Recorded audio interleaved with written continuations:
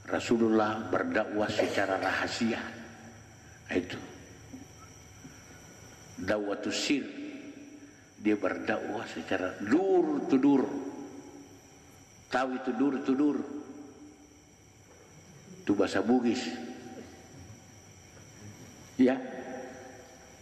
Dari pintu ke pintu. Dia hanya bertamu lalu berdakwah tentang Islam. Karena ketajaman lidah Rasulullah luar biasa.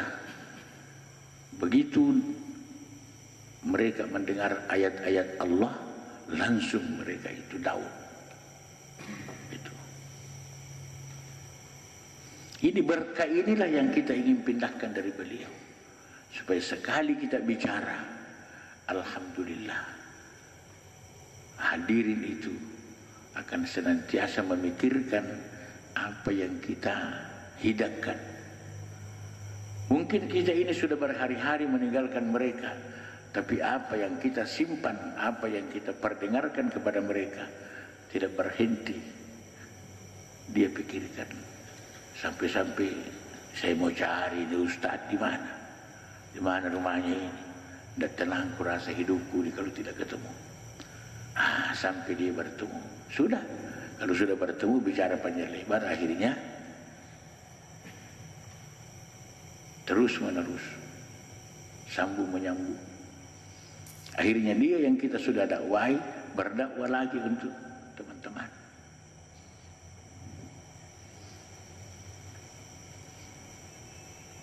Nah, jadi bapak-bapak dan ibu-ibu sekalian, dakwahnya Rasulullah itu paling berat. Kalau kita ini tidak ada artinya, kita malah hebat naik motor. Kalau Nabi jalan kaki. Kama paling kalau jauh naik onta. Panas terik. Kalau saya biasa dijemput mobilnya pakai AC biasa. Seperti tadi saya dijemput mobilnya pakai AC. Ya. Pulang dari acara dibawa lagi jalan-jalan. Ya.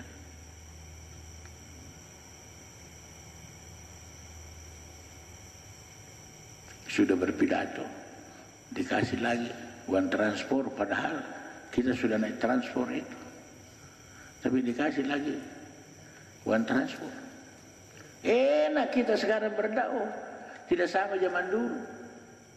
Kalau Rasulullah berdakwah, tidak ada tandingannya. Sampai berdarah-darah kakinya dilempar batu, sampai patah-patah giginya dilempar batu. Tapi Rasulullah tidak pernah mengeluh. Nabi dilempar batu tidak pernah mengeluh. Sudah berdarah kakinya, justru malaikat yang terkenal tidak punya hawa nafsu marah. Saking hebatnya tindakan orang kafir Quraisy kepada Nabi, kenapa malaikat bisa marah sedangkan mereka itu tidak punya hawa nafsu? Coba. Sampai dia menawarkan diri, ya Rasulullah, lebih baik perintahkan aku untuk menghancurkan itu kampung itu, kampung Taif. Dia bilang jangan. Mana Rasulullah angkat tangan, Allahumma hdi qaumin fa innahum la ya'lamun. Menangis dia kepada Allah, ya Allah, tunjuki umatku kasihan, karena dia tidak tahu apa yang aku bawa. Kira-kira kalau kita sudah dilempar patah-patah kita punya gigi, maka kira-kira kalau ada orang tawarkan, bila mai susah lagi pak balas sakit, nak kita ngamur, kalau iya, nanti bisa ya Ustaz, gampang itu. Nabi tidak, dia bilang saya tidak diutus untuk membunuh manusia, tapi diutus innama bu'istu liutammima makarimal akhlak. Ya. Sesungguhnya aku diutus untuk menyempurnakan akhlak kamu. Jadi Allah Subhanahu wa taala betul-betul memelihara Rasulullah. dengan perilakunya, dengan tutur katanya yang terkenal. Memang hanyut orang kalau ketemu dengan Rasulullah. Kelembutannya Rasulullah dan senyumnya itu sampai beliau wafat tidak pernah hilang senyumnya. Ya. Tidak ada hadis yang pernah menyatakan Nabi punya mata itu melotot. Ya, apa lagi tahu mata, Dina. Yang ada senyumnya, manisnya. Wah, memang kalau mencari akhlak, betul-betul akhlakul karimah. Itu karim itu siapa sebenarnya? Karim itu adalah sifat Allah. Dia memiliki sifat-sifat kemuliaan dari Allah Subhanahu wa taala. Jadi walhasil dakwah ini estafet, ya estafet. Yang masuk Islam pada waktu itu sama kita di Uhuwa sekarang persis. Apanya yang persis? Cara kita berkembang. Maka di Uhuwa ini tidak pernah kita berpikir ya bagaimana kita mengatur secara administrasi nomor stambuk satu sama lain. Tidak ada nomor stambuk itu. Bahwa si A masuk anggota Uhuwa tahun sekian, tanggal sekian. Tidak ada, percuma itu. Tidak ada. Karena manusia tidak menetap kebaikannya. Jadi jangan coba-coba mengaku orang baik. Jangan sampai satu saat terbalik itu. Kau menjadi orang yang sangat jahat. Ya? Nabi saja tidak pernah mengaku kecuali disuruh oleh Allah Subhanahu wa taala. Beliau mengaku Rasul karena disuruh. Belum pernah Nabi itu mengaku Rasul kalau tidak disuruh. Kul inni rasulullahi ilaikum jami'ah. Katakan, hai Muhammad, aku ini Rasulullah kepada kamu semuanya. Gitu. Jadi Nabi itu tidak pernah mengaku kalau tidak disuruh oleh Allah Subhanahu wa taala.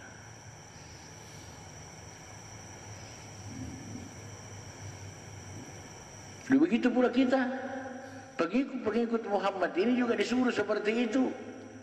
Jangan mengaku orang baik. Karena kamu sebentar lagi akan menjadi penjahat, akan menjadi pendusta. Ya entah besok, entah lusa, entah minggu depan, entah bulan depan, kamu akan jadi pendusta besar. Itu.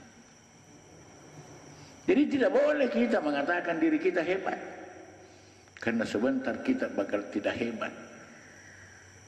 Karena al-imanu yazidu wa yanqus. Iman itu naik dan turun. Keluar, masuk. Keluar, masuk. Kalau dia keluar seperti tinju, kalau nanti dia masuk seperti kemiri besarnya. Kecil. Itu. Jadi kalau orang tidak pandai-pandai menjaga diri, bisa-bisa amblas dia. Tidak ada kebaikan yang dia bisa miliki. Makanya sejak awal itu Rasulullah SAW memperkenalkan Allah Subhanahu wa taala yang selalu ada pada diri manusia. Jadi Allah Subhanahu wa taala yang disembah itu adalah selalu ada pada manusia.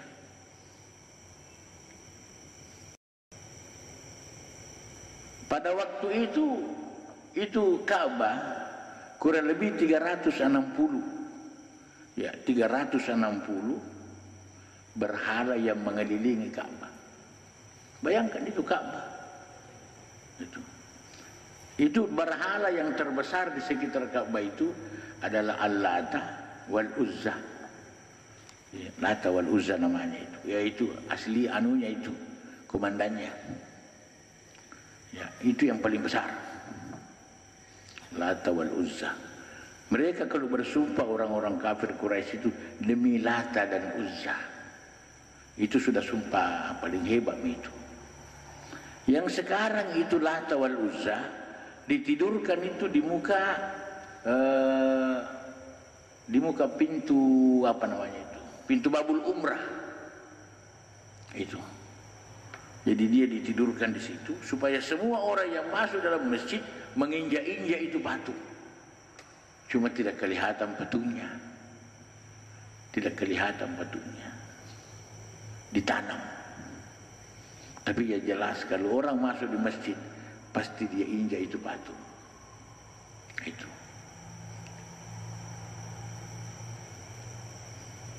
Bayangkan bagaimana caranya menurunkan ini. Ini berhala. Mungkin secara fisik menurunkan berhala ini gampang. Tapi bagaimana menurunkan berhala yang ada di dalam hati manusia? Bagaimana mengeluarkan berhala yang ada pada hati manusia? Ini. Padahal berhala yang paling berbahaya itu adalah berhala yang ada dalam diri manusia itu sendiri. Kalau yang bersifat bangunan gampang, kalau perlu dibakar. Banyak cara membakar.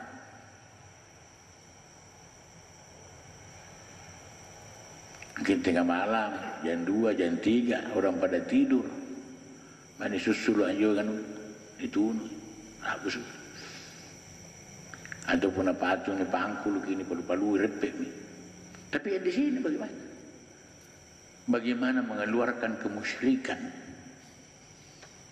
Padahal masyarakat kita ini masih penuh dengan kemusyrikan. Ini nih pekerjaannya Nabi ini yang paling berat. Bagaimana menghalau kemusyrikan yang ada di dalam dada umat Islam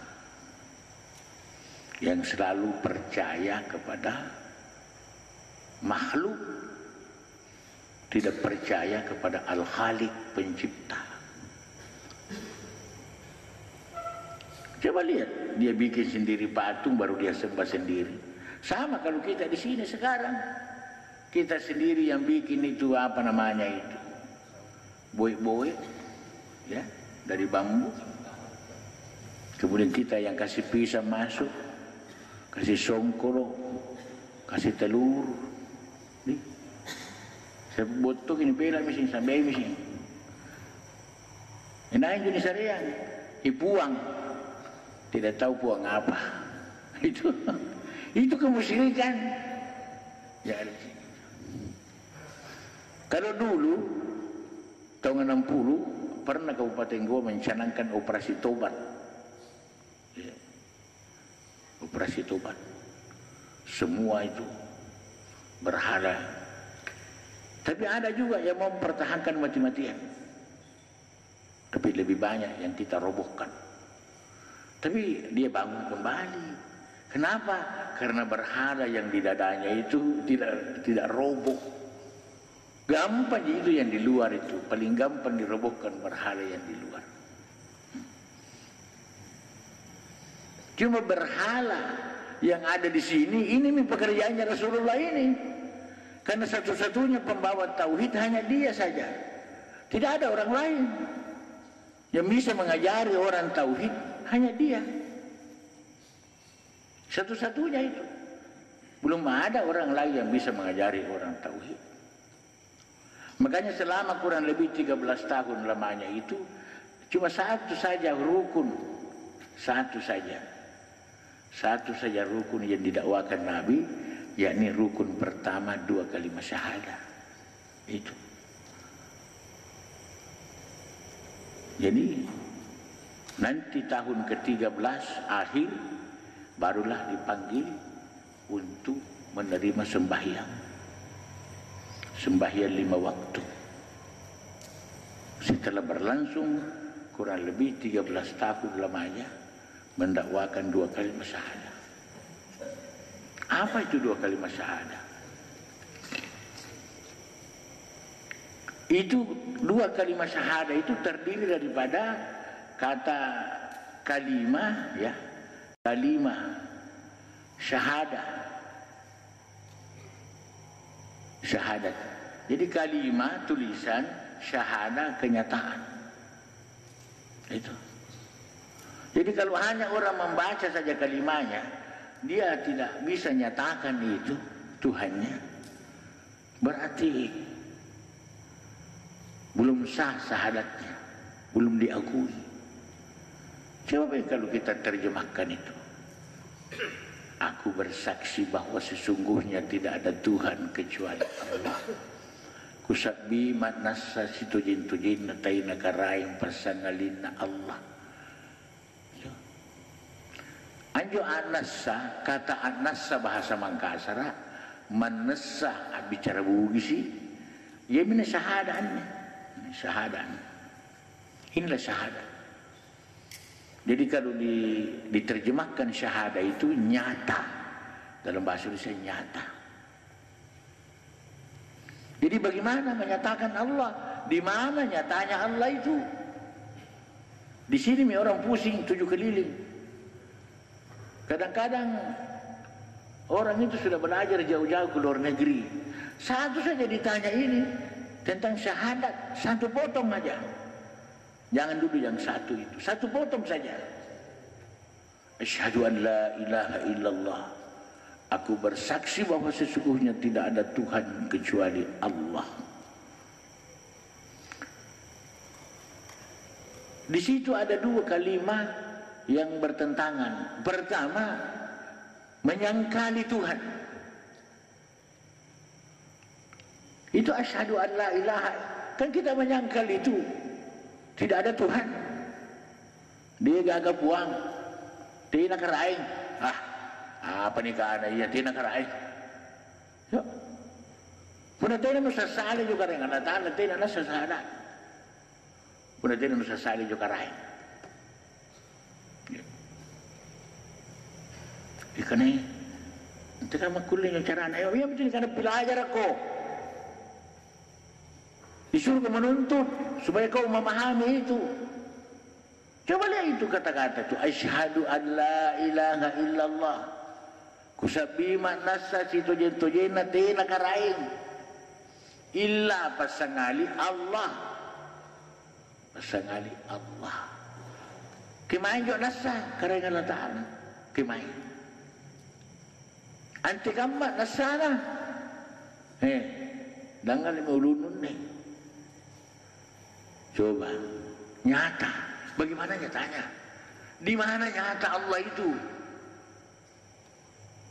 Karena Allah Subhanahu wa Ta'ala tidak membutuhkan tempat, tidak membutuhkan ruangan, ya toh?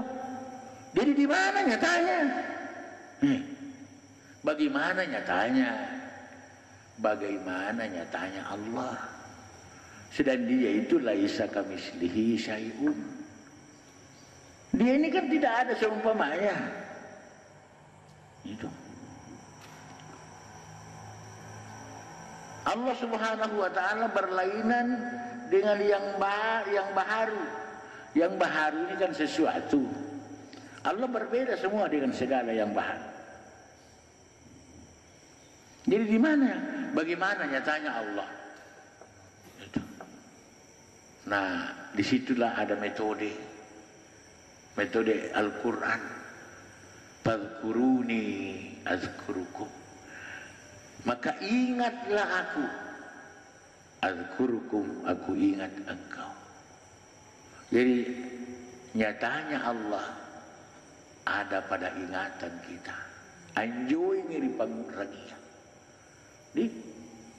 Namun tena nagkule ni Pak Nasan tawa. Tidak bisa kita nyatakan kepada orang lain bahwa Allah itu kayak ini, tidak bisa. Itulah sebabnya kata-kata yang paling pantas adalah rahasia.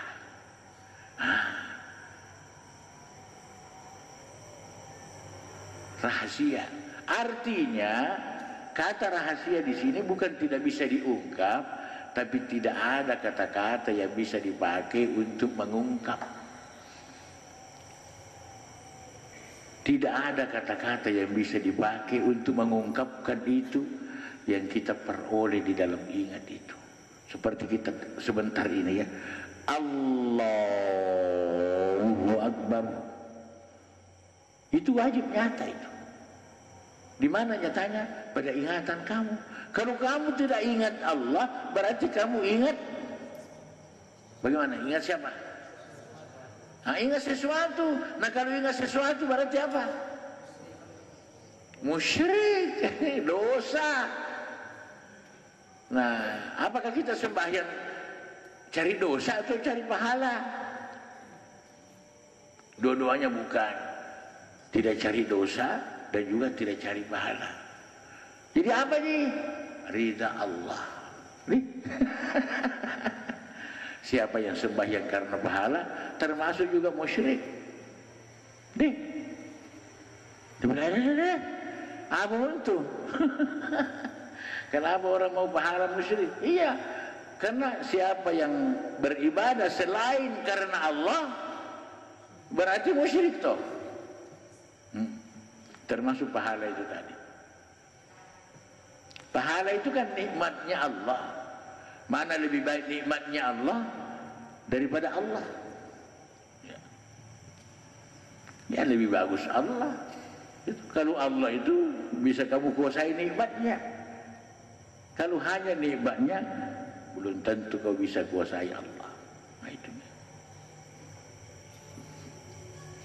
Makanya ilmu hakikat itu kita harus dengar berulang-ulang. Jangan merasa bosan ya. Jangan merasa bosan kalau saya nanti ulang-ulangi ini. Sedangkan saya ulang-ulangi ini belum tentu paham semuanya. Mungkin masih ada yang buntu tanya, kamu mau diteri sekali kumahan nak dikolongan. Bila pusing je kusada. Yuk. Nah, itu. Maka doalah kepada Allah. Mintalah kepada Allah, ya Allah, bukalah pintu hatiku untuk memahami ilmu-Mu ya Allah. Jadi asyhadu an la ilaha illallah, aku bersaksi. Di mana kau saksikan? Pada ingatan. Pada ingatan kamu masing-masing. Apa yang kamu ingat kan jelas. Ingat istri, ingat rumah, ingat apa saja, jelas sekali, nyata sekali. Ya. Ingat istri nyata, ingat rumah nyata, ingat Allah juga nyata. Itu. Karena hati, maka sabal fuadu mara'ah. Hati itu tidak pernah dusta. Ini yang selalu mau dilatih untuk selalu mengingat Allah Subhanahu wa ta'ala. Nah, untuk wa asyhadu anna Muhammadar Rasulullah itu nyata di dalam hubungan kita. Hablum minan nas. Karena segala sifat-sifat yang kita tampilkan itu adalah sifat-sifat Muhammad. Artinya sifat-sifat yang sangat disukai oleh Allah Subhanahu wa ta'ala. Nah, itu. Jadi kalau asyhadu an la ilaha illallah itu khusus kepada Allah Subhanahu wa ta'ala. Kalau asyhadu anna Muhammadar Rasulullah itu juga khusus hubungan horizontal antar manusia dan antar sesama manusia. Nah, itu. Jadi hubungan antar manusia dengan antar sesama. Maksudnya di sini antar manusia, antara lahir dan batin.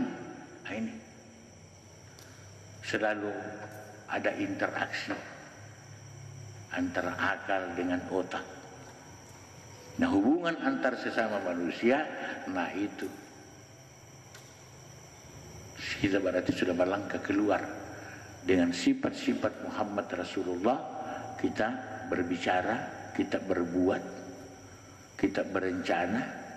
Nah, sehingga apa yang kita lakukan, alhamdulillah, selalu di dalam pengawasan Allah Subhanahu wa ta'ala.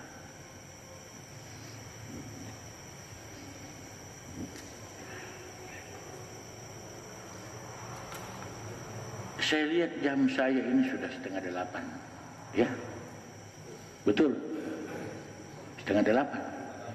Iya, jadi untuk tidak kita melanggar disiplin, ya. Jadi Jadi kita tadi kan baru baca disiplin itu. Saya mencoba disiplin ini, kalau bisa saya tahan. Selama saya di sini saya tidak merokok. Tapi maaf, kalau saya tidak tahan saya pasti merokok. Ya, kalau Anda tidak suka, saya terpaksa keluar dulu istirahat. Saya merokok satu batang, nanti habis baru saya masuk. Kalau bilang di situ mungkin usah merokok, kita damai saja.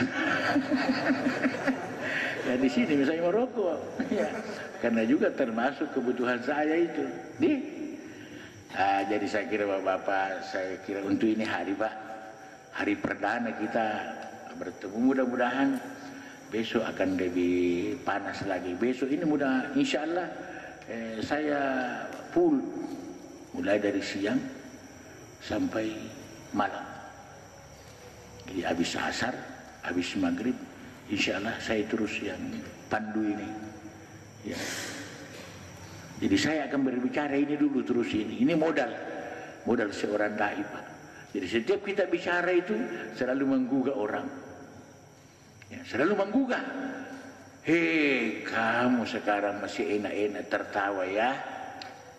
Tapi kalau kamu ditanya marabbuka, man imamuka, kamu sudah pusing 7 keliling, mau minta bantuan di mana? Ya, siapa Tuhanmu? Tuhan itu banyak, bisa 1000, bisa 2000, bisa 1.000.000, bisa 2 juta. Kalau Allah tunggal, tapi kalau Tuhan banyak, itu, ya itu karain. Nah, mau kerja ini pun tuh saya karain nanti. Tapi tidak karena Allah Ta'ala. Itu Pak. Karena banyak. Mana imamuka?